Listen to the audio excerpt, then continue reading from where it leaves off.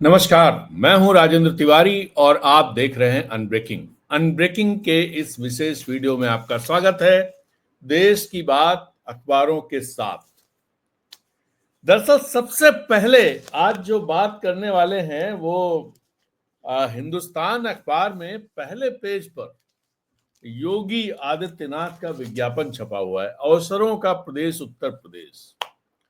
दरअसल उत्तर प्रदेश को लेकर के, चूंकि उत्तर प्रदेश मेरा प्रदेश रहा है, मैं वहां पैदा हुआ हूं, पला हूं, पढ़ा हूं, सब सब वही किया है। तो उत्तर प्रदेश में जब कोई चीज आती है तो मेरी निगाह सबसे पहले उत्तर प्रदेश पर जाती है। अवसरों का प्रदेश उत्तर प्रदेश, ये फुल पेज का विज्ञापन है और ये विज्ञापन दूसरे अखबारों में भी है। कहीं पर छोटा है, कहीं पर बड़ा है। प्रभात खबर में यही विज्ञापन, उत्तर प्रदेश नंबर 1, उत्कर्ष के 8 वर्ष, सबका साथ सबका विकास। आप कहेंगे कि मैं क्या सुबह सुबह विज्ञापन की बात करने लगा। दरअसल मैं ये सोच रहा था कि क्या जो पॉलिटिकल विज्ञापन है उसमें जो गलत बयानी होती है उसको लेकर के कहीं कोई शिकायत की जा सकती है क्या नहीं, या इन लोगों को खुली छूट मिली हुई है, जो चाहें वो कहें, जो चाहें वो क्लेम करें। डेटा कुछ भी कहता हो, आए बाएं शाएं, इधर का डेटा उधर, उधर का डेटा उधर, एक डेटा दूसरे के उल्टा, लेकिन सारे क्लेम। अब जैसे उत्तर प्रदेश नंबर 1, इसमें पहली चीज लिखी, उत्तर प्रदेश की आबादी लगभग 25 करोड़ है। पहला पॉइंट लिखा हुआ है, उत्तर प्रदेश नंबर 1 के बाद 15 करोड़ नागरिकों को निःशुल्क राशन का वितरण।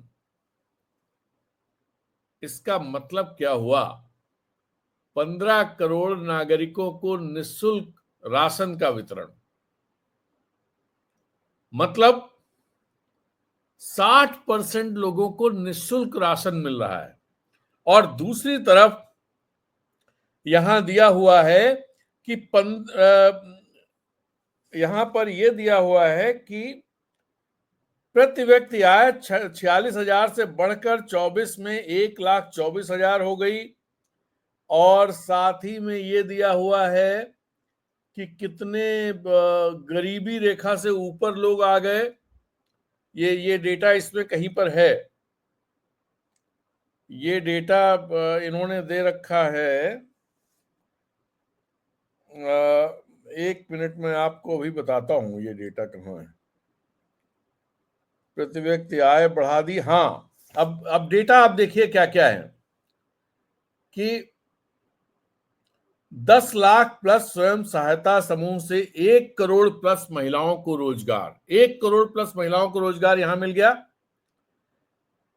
फिर 1.38 लाख प्लस महिलाओं को नौकरी, ये पुलिस में मिल गई। फिर एक इन्होंने ये बताया कि आंगनवाड़ी कार्यकर्तियों एवं सहायिकाओं के मानदेय में वृद्धि, 3.73 लाख महिलाएं यहां लाभान्वित हो गई। और बेरोजगारी, इसको लेकर के इन्होंने बताया 8.5 लाख प्लस सरकारी नौकरी मिल गई, 3.25 लाख संविदा पर नियुक्तियां हो गई, 2 करोड़ प्लस रोजगार एमएसएमई और निजी क्षेत्र में मिल गए। और ओडीओपी योजना से करीब 2.5 लाख रोजगार मिल गए। मुख्यमंत्री स्वरोजगार योजना के अंतर्गत 2.25 लाख लोगों को 2.25 लाख से ज्यादा लोगों को रोजगार मिल गए। मुख्यमंत्री युवा उद्यमी विकास अभियान के अंतर्गत 10 लाख नए उद्यमी तैयार किए जा रहे हैं। और अगर ये सब चीजों को आप जोड़ लीजिए एक साथ और उत्तर प्रदेश की आबादी देख लीजिए, पहले से भी कुछ लोग काम कर रहे होंगे, नौकरी कर रहे होंगे, कुछ धंधे पानी में होंगे, या सारे सड़क पे ही घूम रहे थे पूरे उत्तर प्रदेश में। तो ये डेटा अगर आप जोड़ेंगे तो आपको लगेगा कि उत्तर प्रदेश में नौकरियों और रोजगार की इफरात है। वहां जितनी जरूरत है उससे ज्यादा रोजगार है। तो इस पर क्या कोई पूछ सकता है कि भाई ये आप कहां से दे रहे हो? बढ़िया बढ़िया हेडिंग और बढ़िया मोदी जी, योगी जी की फोटो लगी हुई है और एक कैंपेन चल रहा है, लोगों के दिमाग में बैठाया जा रहा है कि भाई देखिए ये सब हो रहा है। एक और डेटा मैं आपको बताऊं, एक और मजेदार डेटा इसमें है। वो डेटा ये है, सबके साथ सरकार इस हेड के तहत अनुसूचित जाति पूर्व दशम के 32,49,854 छात्र छात्राओं को 708.49 करोड़ रुपए की छात्रवृत्ति।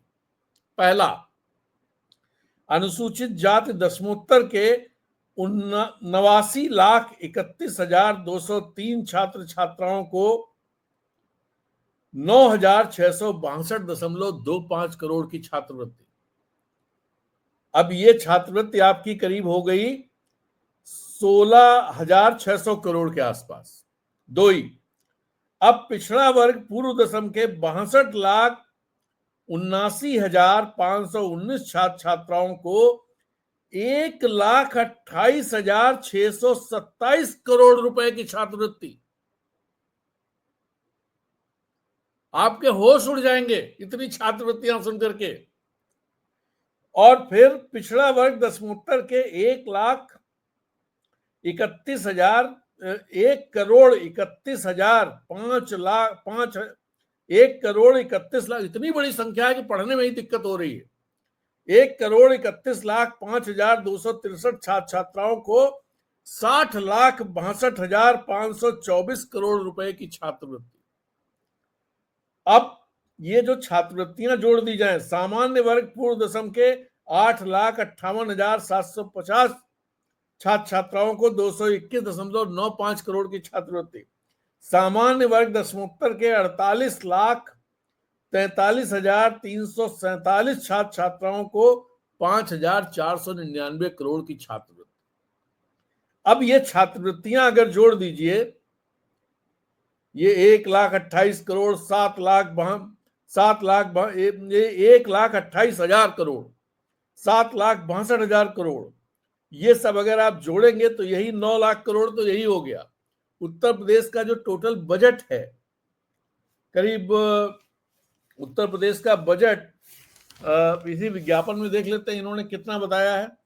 उत्तर प्रदेश का बजट जो है ये कुल मिलाकर के है 27,51,000 करोड़ रुपए का बजट है। इसमें 9 लाख करोड़ रुपए से ज्यादा की तो छात्रवृत्ति दे रहे हैं। अब इस तरह की उलटबाजी कुछ भी लिख देते हैं विज्ञापन में। कोई सवाल कहीं उठ सकता है क्या? आप लोग भी जहां जो है जरा इस पर सवाल पूछिए और ये पता करने की कोशिश कीजिए, क्या ऐसे क्लेम्स पर कहीं कोई वाद दायर किया जा सकता है? क्या पूछा जा सकता है कि भाई बताओ कि 7 लाख करोड़ रुपए से ज्यादा की छात्रवृत्ति कैसे दे रहे हो आप उत्तर प्रदेश? हिसाब किताब दो जरा। 7 लाख करोड़ की छात्रवृत्ति का मतलब समझ रहे हैं आप? 7 लाख से 8 लाख के बीच की छात्रवृत्ति उसमें लिखी हुई। इसका मतलब यह हो गया कि उत्तर प्रदेश के हर बच्चे को छात्रवृत्ति मिलती है।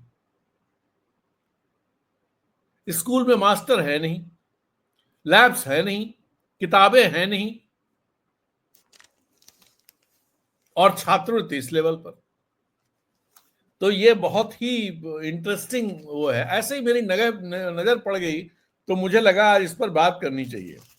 सकल घरेलू उत्पाद, इन्होंने जो हिंदुस्तान में विज्ञापन है उसमें बड़ा अलग तरह से एक और इन्होंने दिया है कि अटल बिहारी वाजपेयी चिकित्सा विश्वविद्यालय लखनऊ में तो अलग से खोला जा रहा है। मुझे नहीं पता करना पड़ेगा, या किंग जॉर्ज मेडिकल यूनिवर्सिटी को ही का नामकरण अटल बिहारी वाजपेयी के नाम से किया जा रहा है। वो यूनिवर्सिटी जब से बनी है तब से कभी मायावती ने कुछ और नाम रख दिया, किसी ने कुछ और रख दिया, फिर अखिलेश आए उन्होंने वापस किंग जॉर्ज कर दिया। अब हो सकता है कि ये सरकार उसे अटल बिहारी वाजपेयी मेडिकल यूनिवर्सिटी का नाम दे रही हो। तो ये चीजें चल रही हैं बहुत सारी उत्तर प्रदेश में। इन पे अगर एक एक करके सवाल पूछ लिया जाए तो, और अखबारों को चाहिए कि इन पर सवाल पूछें, मीडिया को चाहिए कि इस पर सवाल पूछें। जो सवाल मेरे दिमाग में आया उस विज्ञापन को पढ़ते हुए, वो किसी के भी दिमाग में आएगा अगर कोई विज्ञापन पढ़ेगा तो। लेकिन अखबार सवाल नहीं पूछ रहे, मीडिया सवाल नहीं पूछ रहा है। यही यही सबसे बड़ी खतरनाक बात ही यही है कि जिनका जो काम है वो नहीं कर रहे हैं। दूसरी एक और इंपॉर्टेंट खबर है, कल हमने आपसे बिहार पे बात की थी, आज रांची के अखबारों में खबर छपी हुई है कि झारखंड की सरकार अगले वित्त वर्ष में, मतलब जो अभी 1 अप्रैल से चालू हो रहा है, इसमें जाति गणना कराएगी। दरअसल झारखंड में इंडिया गठबंधन की सरकार है, मजबूत सरकार है, हेमंत सोरेन मुख्यमंत्री हैं, जो झारखंड मुक्ति मोर्चा के नेता हैं। अब अगर ये इसलिए इंपॉर्टेंट खबर है कि इसका विरोध भारतीय जनता पार्टी नहीं कर सकती। दरअसल कल विधानसभा में कांग्रेस के जो नेता हैं प्रदीप यादव, उन्होंने सवाल पूछा कि जाति गणना, जब चंपई सोरेन के समय में ये कैबिनेट डिसीजन हुआ था कि राज्य में जाति गणना कराई जाएगी, तो उन्होंने पूछा कि प्रदीप यादव ने पूछा कि जाति गणना सरकार कब करा रही है, इतने 1 साल हो गया। तो इसका जवाब ये आया कि जाति गणना अगले वित्त वर्ष में कराई जाएगी। अगले वित्त वर्ष मतलब अभी 1 हफ्ते के बाद अगला वित्त वर्ष शुरू हो जाएगा। तो अब इसका पॉलिटिकल इंपॉर्टेंस क्या है? इसका पॉलिटिकल इंपॉर्टेंस दरअसल बिहार में चुनाव होने वाले हैं।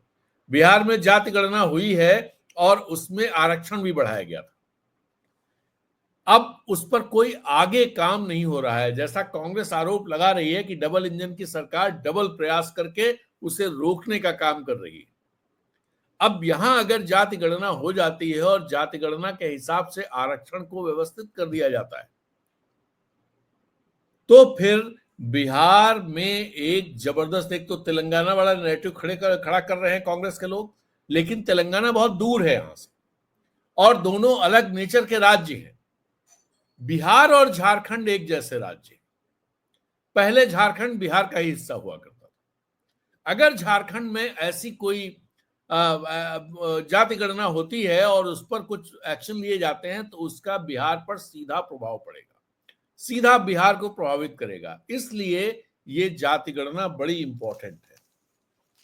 अब एक और मैं आपको कुछ खबरें और हैं जो नेशनल इंपॉर्टेंस की हैं, जिन पर बात करनी चाहिए। और इसमें एक तो ये खबर बड़ी इंपॉर्टेंट है कि पूरे देश में, अगर आप देखें तो पूरे देश में इस समय एक अलग तरह का नैरेटिव चल रहा है जो कहीं ना कहीं डिविसिव है।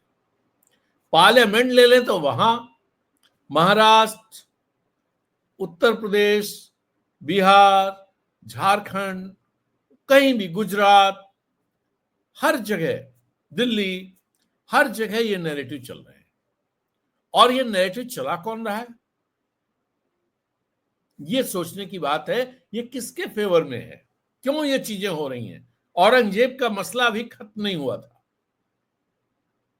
दिल्ली में वीएचपी ने एक सर्वे करना शुरू किया है कि जितने मॉन्यूमेंट्स हैं, जितने स्मारक हैं, उनका ये पता लगाएंगे कितने स्मारक इसमें हिंदुओं से संबंधित हैं और कितने मुसलमानों से संबंधित हैं। अब आप समझ सकते हैं कि इसका मकसद क्या है। उन्होंने शुरू कर दिया है सर्वे शुरू कर दिया है। उन लोगों ने कहा कि भाई ये क्या वजह है कि पृथ्वीराज चौहान ने इतने दिनों तक शासन किया, उसके बावजूद पृथ्वीराज चौहान का कोई स्मारक उस समय का नहीं दिखाई देता है। क्या पृथ्वीराज चौहान ने कुछ नहीं बनवाया? नंदपाल, हेमचंद्र विक्रमादित्य, बहुत सारे ऐसे नाम लिए जा रहे हैं। अब ये जो पॉलिटिक्स जिस डायरेक्शन में बढ़ाई जा रही है, ये पॉलिटिक्स बहुत ही खतरनाक। दरअसल आरएसएस ने पिछले दिनों जब उनकी प्रतिनिधि सभा की बैठक थी, उसके बाद दत्तात्रेय होसबोले ने जो बात कही थी कि पूरे हिंदू समाज का एकीकरण किया जाएगा, सही सत्य स्थापित किया जाएगा और देश का नैरेटिव बदला जाएगा, जो राजनीतिक विमर्श है वो बदला जाएगा। तो ये शायद यही सब चीजें हैं जिनके जरिए राजनीतिक विमर्श बदलने की कोशिश और सही सत्य, सही इन्वर्टेड कॉमा में सही सत्य स्थापित करने का प्रयास शुरू हो गया है। तो अब आप देखिए क्या हुआ गांधीनगर में। एक खबर छपी। एक और बात मैं कहूंगा इन खबरों का जिक्र करते हुए, मैंने इंडियन एक्सप्रेस जब देखना शुरू किया तो पेज नंबर 9 या इवन पेज नंबर 8, 9, 10, 11 इनकी हेडलाइंस आपको मैं सुना देता हूं। नए इंडिया का जो निर्माण हो रहा है आपकी समझ में आ जाएगा। As Kamra controversy raises a look at Maharashtra history of humorist getting under politicians skin. ये कुणाल कामरा को लेकर के जो कंट्रोवर्सी हुई है उस पर एक स्टोरी की है। कौन कौन से ऐसे यहाँ पर ह्यूमरिस्ट रहे हैं जो पॉलिटिशियंस के निशाने पर आए। इसमें एक नाम मैं देख करके मैं भी खुश हो गया क्योंकि मैंने बचपन में वो पढ़ी। मेरे पिताजी के बहुत ही पसंदीदा लेखक थे पूला देश पांडे, पुरुषोत्तम लक्ष्मण देश पांडे। तो और भी कई नाम हैं इसमें। तो ये एक स्टोरी ये है। दूसरी स्टोरी ये है कि VP health CGI move to make जज कैश रो वीडियो पब्लिक। इसके पीछे की कहानी भी हम बताएंगे आपको कि धनखड़ साहब क्यों इतना ज्यादा एक्टिव हैं। Rajeev Chandrasekhar takes charge as BJP Kerala chief. Yogi ji ने जो हमने आपको विज्ञापन बताया है उसी को बताया कि बीमारू से ग्रोथ इंजन बना दिया है हमने। ये रिपोर्ट कार्ड 8 साल का है। एक खबर ये है, Gujarat lone Muslim MLA flags insulting references to his religion in assembly. दरअसल किस्सा ये हुआ कि ये गांधीनगर जमालपुर अहमदाबाद के ये कांग्रेस के एमएलए हैं और अकेले मुस्लिम एमएलए हैं इमरान खेड़ावाला। इमरान खेड़ावाला ने अपने इलाके में, अहमदाबाद के जमालपुर इलाके में एक ओवरब्रिज बन रहा है। ओवरब्रिज कब तक बनकर तैयार होगा इसको लेकर के सवाल पूछा। तो इस सवाल के जवाब में जो मंत्री कंसर्न मिनिस्टर थे जगदीश विश्वकर्मा, उन्होंने कहा कि अतिक्रमण के चलते नहीं हो पा रहा है। फिर उन्होंने इमरान जो खेड़ावाला है उनसे कहा, इमरान भाई एक समुदाय पूरे राज्य में अतिक्रमण कर रहा है और आपकी जिम्मेदारी बनती है कि आप इस अतिक्रमण को, अपनी कम्युनिटी को रोकिए कि अतिक्रमण ना हो, सब चीजें ठीक हो जाएंगी। तो उन इमरान ने विधानसभा स्पीकर से कहा कि भाई ये गलत बात है, पूरी कम्युनिटी को आप कटघरे में खड़ा करते हैं, हमारे धर्म को कटघरे में खड़ा करते हैं, ये ठीक नहीं है, ये इंसल्टिंग है। और उन्होंने स्पीकर से एक तरह से रिलीफ मांगी कि हमें जो है इनसे सुरक्षा दी जानी चाहिए। तो क्वेश्चन आवर के बाद पॉइंट ऑफ ऑर्डर उन्होंने उठाया तो स्पीकर ने कहा कि स्पीकर से कहा कि मैं 182 जो एमएलए हैं इस हाउस में, उनमें अकेला मुस्लिम एमएलए हूं। मैं आपकी तरफ से सुरक्षा चाहता हूं कि मैं अपने समाज और गुजरात राज्य के इश्यूज को कॉन्स्टिट्यूशन की लिमिट्स के तहत उठा सकूं। और हमें जवाब देते समय जिस तरह के वाक्यों का, जिस तरह के शब्दों का इस्तेमाल मंत्रीगण करते हैं उससे मुझे गुस्सा भी आता है और मैं बहुत अपमानित महसूस करता हूं। और मैं ये भी महसूस करता हूं कि इस्लाम धर्म का अपमान करने की कोशिश की जा रही है। तो स्पीकर ने इस पर कहा कि भाई सभी एमएलए के साथ एक आदर पूर्वक व्यवहार होना चाहिए। खैर एनीवे, बात यह है कि एक विधानसभा में मुस्लिम एमएलए को इस तरह से लांछित किया जाता है, उसके धर्म को निशाने पर लिया जाता है कि तुम जैसे आप देखिए पूरे देश में प्रधानमंत्री कहते हैं ज्यादा बच्चा पैदा करने वाले लोग, कोई कहता है कुछ कहता है, कोई कहता है कपड़ों से पहचान लेते हैं, कोई कहता है ये कह रहे हैं कि साहब आपकी कम्युनिटी के लोग ये अतिक्रमण करने वाले लोग हैं। तो इस तरह से एक उसको ये करना, ये नए इंडिया की मैं आपको तस्वीर बता रहा हूं। तो ये हो गया पेज नंबर 8।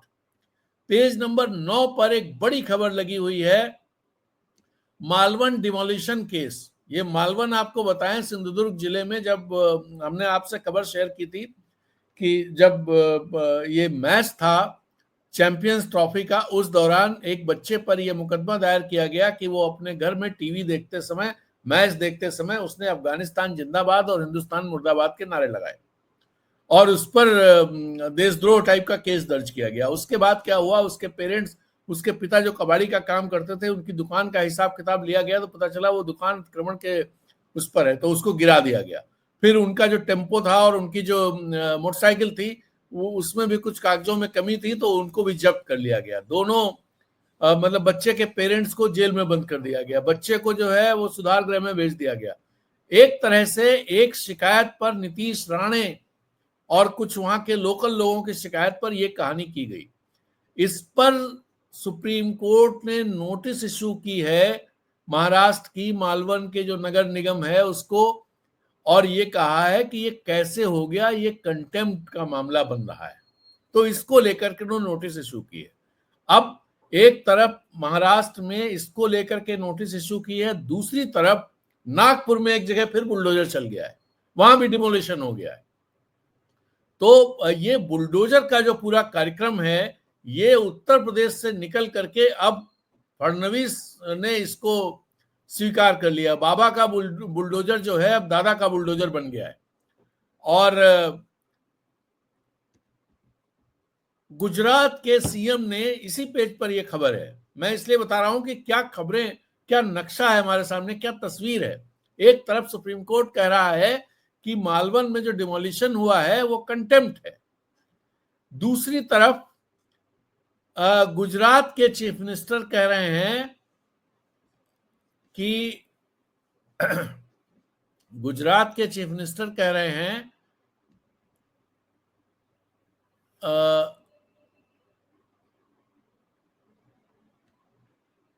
गुजरात के चीफ मिनिस्टर कह रहे हैं कि भाई जो 2022 के चुनाव में गुजरात में योगी आदित्यनाथ का बुलडोजर आया था, अब वो बुलडोजर वहां के मुख्यमंत्री का बुलडोजर बन गया है। तो the demolition in Gujarat began in 2022 when local authorities went about demolishing illegal properties along the coastal districts of security regions for the security regions। तो ये एक तो वहां हो गया। दूसरी तरफ एक और खबर है कि SC raps UP government for demolishing houses within 24 hours notice. ये प्रयागराज का मामला है, ये 2021 में ये कहानी हुई थी। तो ये खबर आ गई। एंड देन नागपुर वायलेंस में house of main accused raised, ये भी बुलडोजर चलते हुए फोटो लगी हुई, जो मैं आपको कह रहा था अभी कि नागपुर में बुलडोजर चला दिया गया है। और इस पे क्या हुआ है कि Nagpur bench of Bombay High Court Monday stayed the demolition of houses of the accused in the recent violence in the city hours after the Nagpur municipal corporation razed the house of key accused Fahim Shahim Khan. तो ये एक खबर लगी हुई है। Then 136 मदरसा उत्तराखंड में seal कर दिए गए और इनकी फंडिंग को लेकर के सीएम ने जांच के आदेश दिए। तो ये एक खबर हो गई। अब एक और खबर आपको बताते हैं। FIR against Sambhal mosque panel chief has sections with provisions for life in jail. तो ये एक खबर आ गई। और इस तरह से आप देखिए कि 3-4 पेज जो मैंने आपसे कहा, एक अखबार के 4 पेज हैं। एक अखबार के 4 पेज पर इतनी ज्यादा, इतनी नफरत की खबरें, आप अनुमान लगाइए कि देश में चल क्या रहा है। 4-5 राज्यों की खबरें हैं उसमें, महाराष्ट्र की, गुजरात की, उत्तर प्रदेश की, उत्तराखंड की, और अभी चूंकि ये दिल्ली का एडिशन है तो बाकी जगहों की उतनी खबरें नहीं है। अब इनका पहला पेज भी अगर आप देखें तो ये जो इलाहाबाद हाई कोर्ट में ट्रांसफर हुआ है जस्टिस यशवंत वर्मा का, इसको लेकर के खबरें हैं। इसको लेकर के जो खबरें हैं उसमें जो मैंने आपको बताया, एक तो मामला ये हो गया कि धनखड़ साहब ने कल एक हाउस के नेता और विपक्ष के नेता दोनों को बुला करके बैठक इसको लेकर के बात की, और फिर दरअसल वो ये फायदा उठाना चाहते हैं, इस मौके पर सरकार ये फायदा उठाना चाहती है कि जो कॉलेजियम का सिस्टम है जज नियुक्त करने का, उस सिस्टम को बंद करके ऐसा सिस्टम बना दिया जाए जिससे सरकार की से हो जाए, डायरेक्ट से हो जाए, जैसे इलेक्शन कमीशन की नियुक्ति होती है।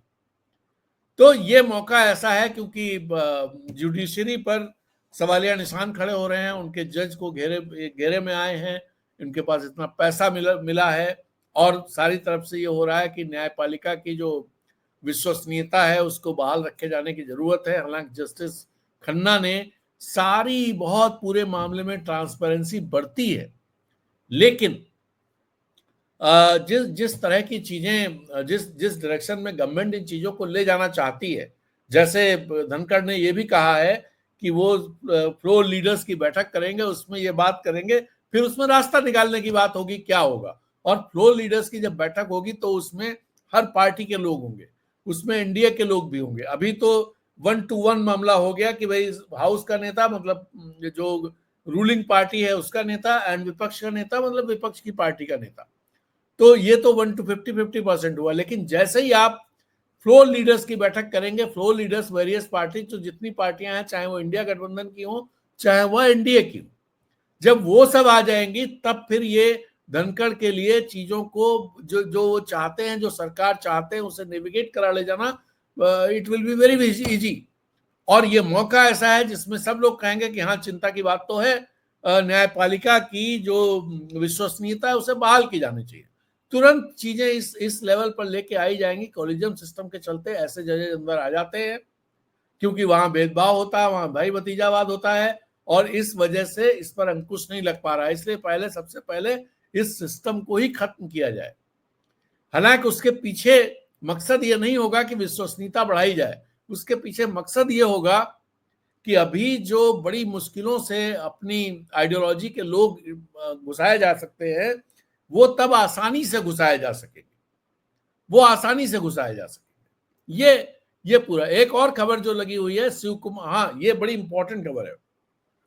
दरअसल संविधान को लेकर के जो नैरेटिव कांग्रेस ने खड़ा किया था, जो बीजेपी के नेताओं ने कहा था कि ये लोग संविधान, बीजेपी के नेताओं ने कहा था हमें 400 सीटें मिली तो हम संविधान बदलेंगे।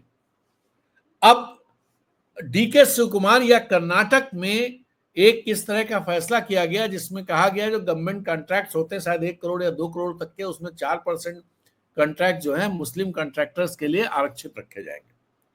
और उसके लिए दरअसल इस तरह के जब कोई फैसले होते हैं तो उसके लिए संविधान में संशोधन करना होता है। जैसे जब मंडल आयोग लागू हुआ तो मंडल आयोग ऐसे लागू नहीं हो सकता था, मंडल आयोग लागू करने के लिए संविधान में संशोधन करना पड़ा। जब प्रधानमंत्री ने चुनाव आयुक्तों की नियुक्ति के लिए नया नियम लागू किया तो उन्हें संविधान में संशोधन करना पड़ा। जब 370 हटाई गई तो संविधान में संशोधन करना पड़ा। जब ये जो क्रिमिनल प्रोसीजर कोड और ये सब जो हटा करके नए कानून लाए गए तो संविधान में संशोधन करना पड़ा। तो ऐसे ही वहां डीके शिव कुमार जो उप मुख्यमंत्री हैं, उन्होंने कहा संविधान में संशोधन की जरूरत पड़ी तो किया जाएगा। लेकिन लोकसभा में भारतीय जनता पार्टी इसको इस तरह से प्रस्तुत कर रही है कि ये लोग संविधान लेकर के घूमते हैं और संविधान बदलने की तैयारी में, और मैसेज ये दे रहे हैं कि मुसलमानों के लिए संविधान बदलने की तैयारी में। बिल्कुल, मतलब पता नहीं कैसे कैसे लीडर्स हैं, कैसे लोग हैं कि इन्होंने एक ऐसी कैप्टिव वोटर्स, कैप्टिव समर्थक तैयार कर रखे हैं, जो जैसे घोड़ा होता है ना, घोड़े के ऐसे बांध दिया जाता है, वो बस उतना ही देखता है जितना उसे दिखाया जाता है। तो यहां भी कुछ ऐसा हो गया है। नहीं तो इन चीजों को कोई पढ़ा लिखा आदमी भरोसा नहीं करेगा, कोई पढ़ा लिखा आदमी भरोसा नहीं करेगा। लेकिन अब जैसे डिलिमिटेशन होगा तो क्या संविधान संबंधी संशोधन नहीं होगा? और अगर डिलिमिटेशन नहीं भी होगा, मान लीजिए उसे एक्सटेंड भी करना है, तो भी संविधान संशोधन करना पड़ेगा। तो क्या ये सब चीजें नहीं होंगी? तो ये जो इस तरह का भ्रम फैलाया जा रहा है, जो फालतू का भ्रम है, और इसके लिए भारतीय जनता पार्टी बहुत अच्छी तरह से जानी जाती है। पिछले लोकसभा चुनाव में उन्होंने यहां से शुरू किया था कि कांग्रेस का जो घोषणा पत्र है वो मुस्लिम लीग का घोषणा पत्र है, उसमें मुस्लिम शब्द का इस्तेमाल तक नहीं था। फिर उन्होंने कहा कि साहब आपकी संपत्ति छीन करके मुसलमानों को बांट देंगे। ये और कोई छोटा मोटा नेता नहीं बोल रहा था, ये प्रधानमंत्री मोदी बोल रहे थे। कह रहे थे आपके पास 2 भैंस हैं तो 1 भैंस मुसलमानों को दे दी जाएगी, मंगलसूत्र छीनकर मुसलमानों को दे दिया जाएगा। ये सीनियर जो टॉप लीडर्स हैं देश के, वो बोल रहे थे। बताइए भला इसका कोई मतलब है? अभी कल कल जो है वो जब ये बात सब कही जा रही थी, अनुराग ठाकुर बहुत ही बड़बोले मेंबर हैं, वो कुछ भी बोलते हैं और बहुत आग उगलने वाले हैं, तथ्यों पर नहीं, हवा हवाई प्रोपेगेंडा। कल वो ये याद दिला रहे थे कि 92 या 93% टैक्स हुआ करता था इंदिरा गांधी के समय, इनकम टैक्स। वो टैक्स भाई साहब किन इनकम ग्रुप पर हुआ करता था, ये भी सोचने की बात है। ये नहीं बताएंगे। 93.5% टैक्स हुआ करता था। इस तरह की बात करेंगे। मोरारजी देसाई की गवर्नमेंट, जिसमें अटल बिहारी वाजपेयी विदेश मंत्री थे और लाल कृष्ण आडवाणी सूचना प्रसारण मंत्री थे और सिकंदर बख्त भी कोई मंत्री थे। सिकंदर बख्त भी कोई मंत्री थे जो भाजपा के नेता हुआ करते थे। क्या उस सरकार में आयकर पर इस तरह के टैक्स नहीं थे? उस आय पर इस तरह के टैक्स नहीं थे? तो बहुत सिलेक्टिव एक इंफॉर्मेशन दे करके एक यही इनके सही सच जो है, सही सत्य जो आरएसएस ने बोला है, ये सही सत्य स्थापित करने में लगे हैं। वही सज्जन ये कह रहे थे कि कांग्रेस ये बदलने वाली है संविधान। कांग्रेस ने संविधान लाया है इस देश में, इस बात को नहीं भूलना चाहिए। प्रधानमंत्री एक बात पिछले पिछले उसमें कह रहे थे कि जवाहरलाल नेहरू ने पहला संविधान संशोधन इसमें किया, तो पहला तो उन्होंने ही बदल दिया 2 साल के अंदर। 2 साल क्या, 1.5 साल के अंदर। और वो भी तब जब उनकी इलेक्टेड गवर्नमेंट नहीं थी, तो वो भी ये झूठ बोल रहे थे। बिल्कुल इलेक्टेड गवर्नमेंट थी, ठीक है। तब जो इलेक्शन होता था वो सीमित उसमें होता था, लेकिन दे वर इलेक्टेड पीपल्स।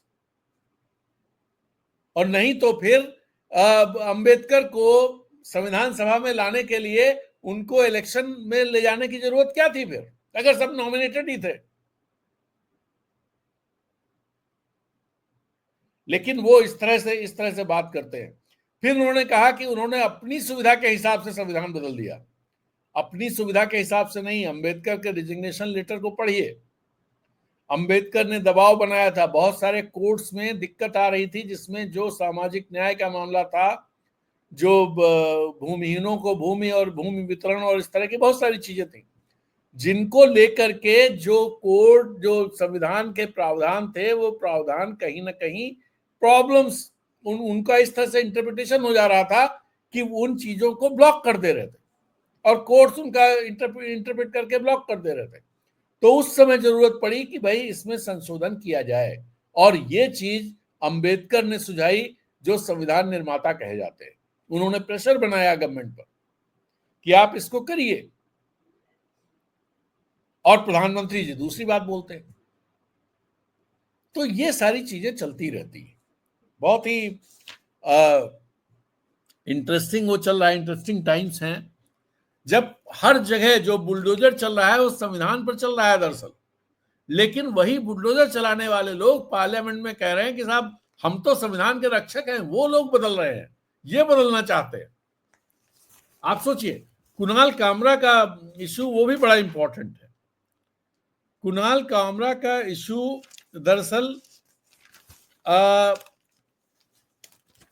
शिवसेना जो है शिंदे वाली, तो शिंदे को लेकर के उन्होंने एक व्यंग्य सुना, जो वो तो कॉमेडियन है, मतलब कुणाल कामरा जो है वो स्टैंड अप वो है, कॉमेडी करते हैं।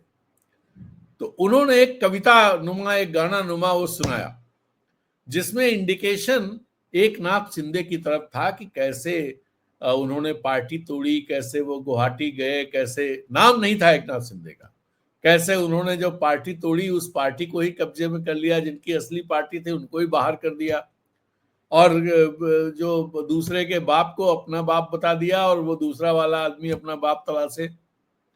तो इस टाइप की चीजें उसमें थी। उसको जब वो हुआ तो वहां पर शिंदे शिवसेना के लोग गए और उन्होंने तोड़फोड़ कर दी। अब तो एफआईआर दर्ज होने की बात हो रही है कि उन पर एफआईआर दर्ज होनी चाहिए। ये खबर जो है ये कहाँ है, एक मिनट, ये भास्कर में खबर छपी है, हंसना जरा संभल कर, सीएम फडणवीस बोले कुणाल कामरा माफी मांगे। पहली बात ये कि मैं कुछ सवाल है मेरे। एक तो कुणाल कामरा, ये बहुत बढ़िया, ये एक बार दिल तो पागल है का पैरोडी सॉन्ग शो में गाया गया। ये गाना क्या था?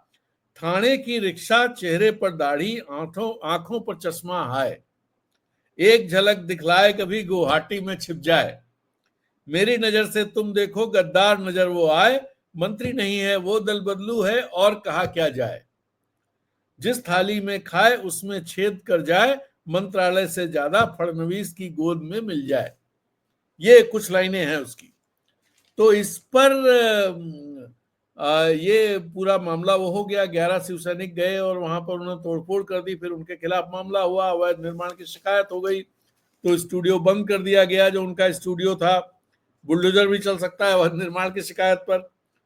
अब इसको देख करके मुझे याद आया, कल मैंने सत्य हिंदी का प्रोग्राम में भी जिसमें मैं आता हूं, वहां भी मैंने कहा था कल 24 मार्च को हबीब जालिब का जन्मदिन था। हबीब जालिब पाकिस्तान के शायर थे जो पैदा हिंदुस्तान में हुए थे, होशियारपुर में, और बाद में वो पाकिस्तान चले गए थे।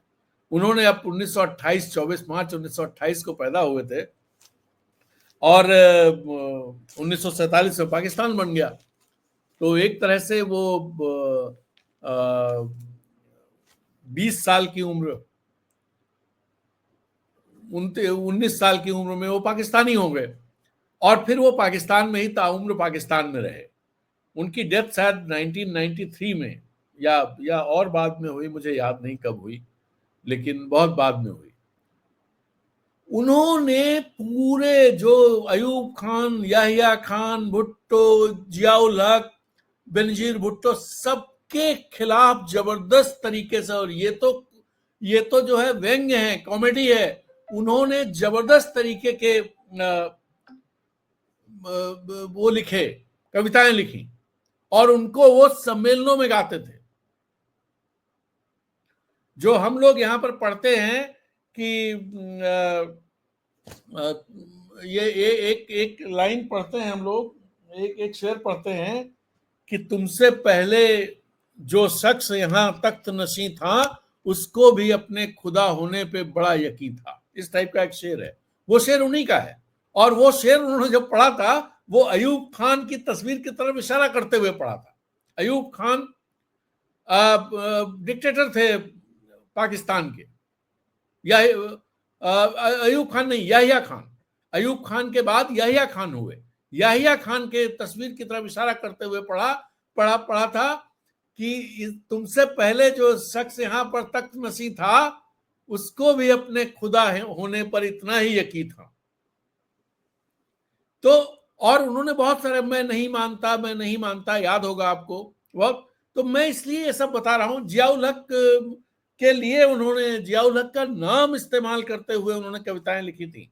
जियाउल हक तो बहुत ही खतरनाक मिलिट्री रूलर थे। उनके बारे में जो इस्तेमाल करते हुए उन्होंने लिखा था, नाम इस्तेमाल करते हुए, जुल्मत को जिया सरसर को सबा, बंदे को खुदा क्या लिखना। मतलब जियाउल हक को जुल्मत ही बता दिया था। ऐसे ही उन्होंने अपने देश के नागरिक किए, नागरिक कुछ बोल क्यों नहीं रहे, तो उन्होंने बहुत ही दुखी, एक होता है ना कि आदमी दुखी हो जाए कि यार ये सब मुर्दा हैं क्या, तो मैंने उससे ये कहा, ये जो 10 करोड़ है, 10 करोड़ ये गधे जिनका नाम आवाम है, क्या बनेंगे हुक्मरान? जहल का निचोड़ है उनकी फिक्र सो गई, हर उम्मीद की किरण जुल्मतों में खो गई, ये खबर दुरुस्त है उनकी मौत हो गई। अवाम की बात कर रहे हैं। ऐसे ही ढेर सारी उन्होंने कविताएं लिखी, ढेर सारी कविताएं कि हुक्मरां हो गए कमीने लोग, खाक में मिल गए नगीने लोग। और ये सारे दरअसल वो जो बहुत पावरफुल लोग थे जिनके खिलाफ वो कविता लिखते थे। मैं सिर्फ इसलिए ये जिक्र कर रहा हूं कि अपने देश में जो मैं कई बार कहता हूं कि पाकिस्तान बढ़ने की तरफ हम जा रहे हैं, तो वैसा ही कुछ हो रहा है। हम पाकिस्तान बनने की तरफ तेजी से बढ़ रहे हैं। तो चलिए आज की बात यहीं समाप्त करते हैं, फिर मिलते हैं एक नए वीडियो में। और हाँ, यदि आपको हमारी कमेंट्री, हमारा ये वीडियो अच्छा लगा तो कृपया अपने सोशल मीडिया प्लेटफॉर्म पर शेयर कीजिए और हमारे चैनल अनब्रेकिंग को सब्सक्राइब करने के साथ साथ इसकी मेंबरशिप लीजिए, इसे ज्वाइन कीजिए। ऐसा करके आप अनब्रेकिंग को ताकत देंगे और हमें अच्छा लगेगा। तो इसी के साथ इजाजत दीजिए। आपका दिन शुभ हो। Have a nice day. नमस्कार। जय हिंद।